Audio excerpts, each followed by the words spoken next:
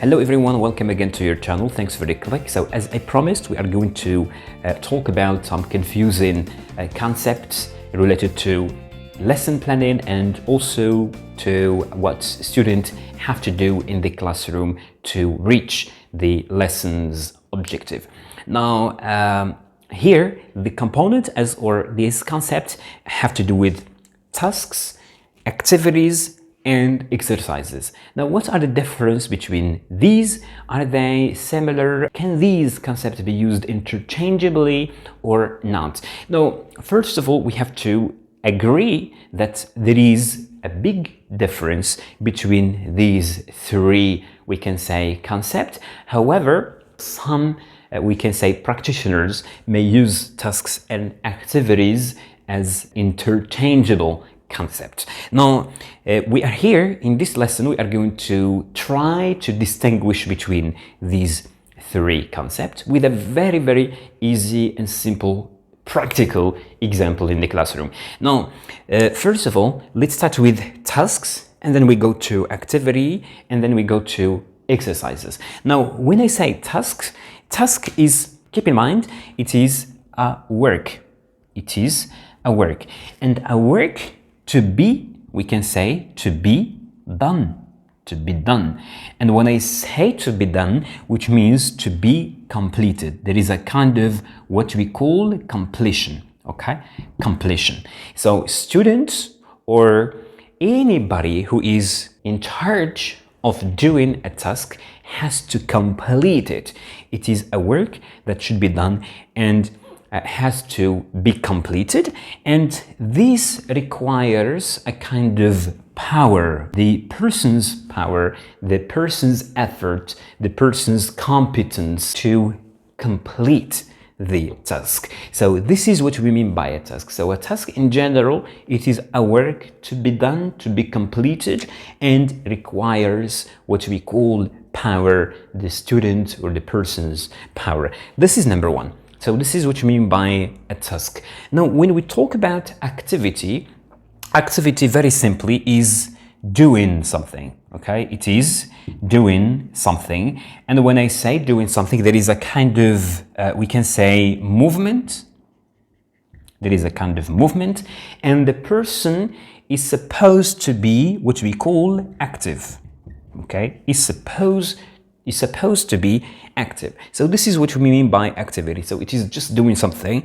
It is a kind of movement. So the person is moving to do something and he is supposed to be active. So in the activity, the person is active. So here it can take a short time. Okay, so here we can say it might take short time. A task might take a long time. Okay, so here when I say the task, there is a very important, when we talk about classroom, when we talk about teaching, there is a very important thing here. There is what we call, and I should write it in a different color, there is what we call information gap, which means one student knows something and another student not know something. Okay, so the one who doesn't know tries to know what the other knows. Okay, so this is by information gap.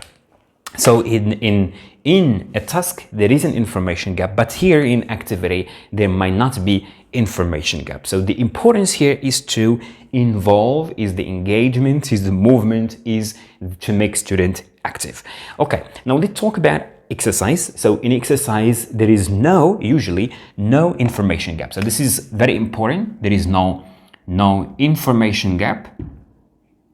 Okay, there is no information gap, and the importance of exercise is just to practice. Okay, is to practice, and it focuses on the linguistic items, the language items or the linguistic items being taught.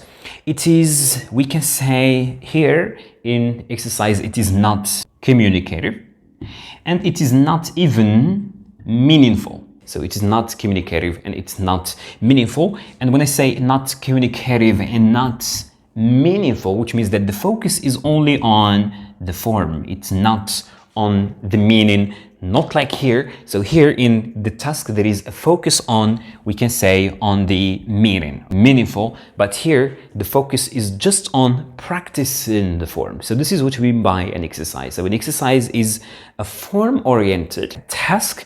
Task is more than that, it is a meaning, it is meaning-oriented.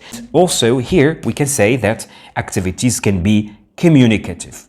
Okay, can be communicative. So here we can say communication oriented. So activity can be communication, can be considered as communication oriented. Here form oriented, and here we can say meaning or even communication. Here can also be, the focus can also be on the meaning. Okay, all right, so this is exercise, task, and activity. So these are the very important differences between these. So when I say a task and something to be done, to be completed, here we can consider it as a must. So it is a must and students have to complete because the focus is on the outcome.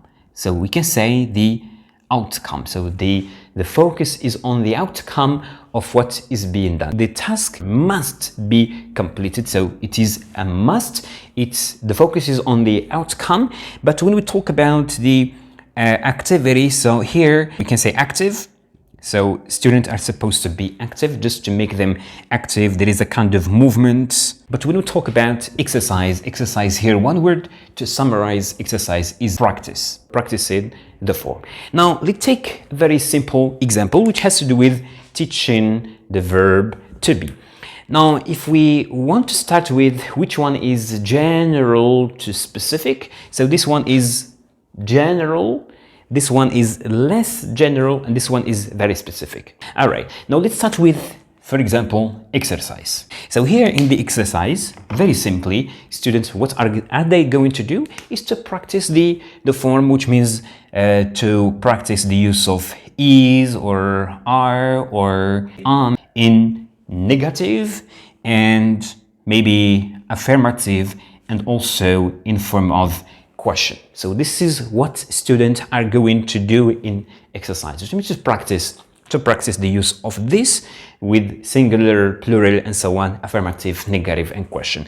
Now in form of, or in terms of activity, so what are they going to do? Very simply here, students might work in, for example, pairs or even groups, and maybe to discuss or talk about a certain picture.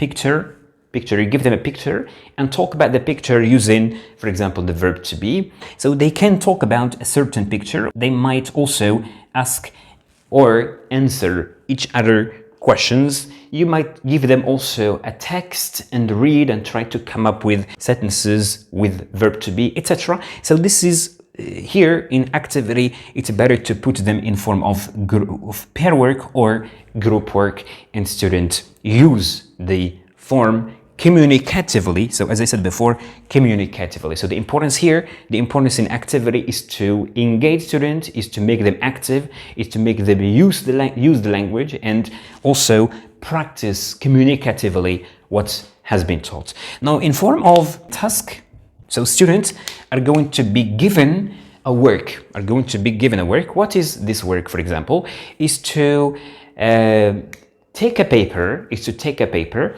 and go through all students in the class, each one goes through all students in the class to take some, we can say, information, to take some pieces of information about each person, and then try to make sentences about each of those students. So students are going to collect information about his classmate in the class using the verb to be, information, for example, where he is from, his age, etc., etc. So you can give them clear instruction to do this task. You can maybe give them a worksheet to complete about each of his or her classmates. Now, this is a task that can be done in classroom, that can be done, for example, outside. So you can give them this task as a homework, okay? As a homework to do outside, okay? So these are examples of we can say implementation of exercises, activities, and tasks in terms of verb to be. And by the way, these are only some examples. You can think of your own examples to implement these, we can say, confusing concepts related to lesson planning and classroom teaching in general. I hope you find this easy to understand. If you have any question or suggestion, don't hesitate to let me know. See you in another episode with another lesson. Have a good time and goodbye.